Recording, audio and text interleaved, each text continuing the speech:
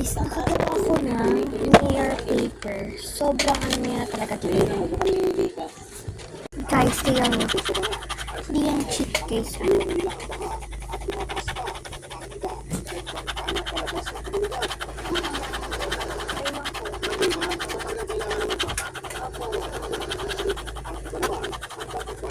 May part 2 pa to. Day 2. Hanggang day 5 lang.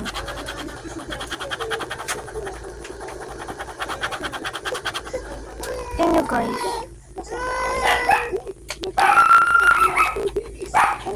So, hala, saan ko kasi natatay? Ang tabi na dumating. I-reflect ko lang itong ano niya. Nakakase ng mirror. Gagamitin ko itong isa kong pencil. Wala pa kasi ako doon mga pencil. Ito na lang mga gagamitin ko.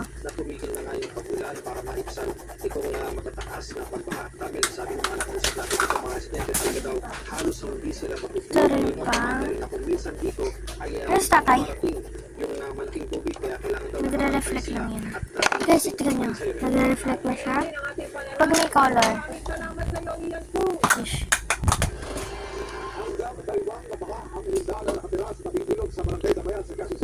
Guys, nagre-reflect na siya. Oh my god!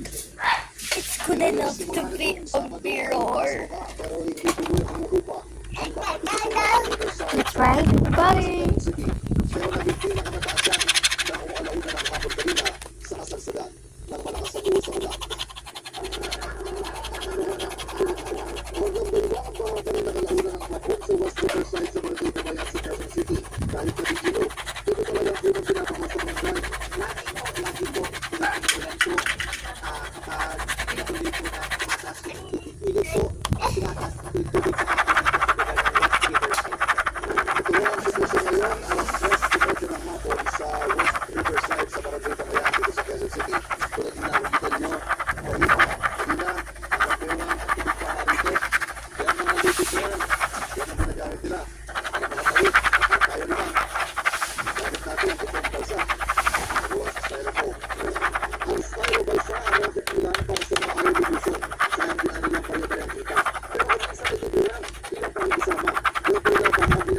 Part 20 pa dito. Sabihin ko pag dito na.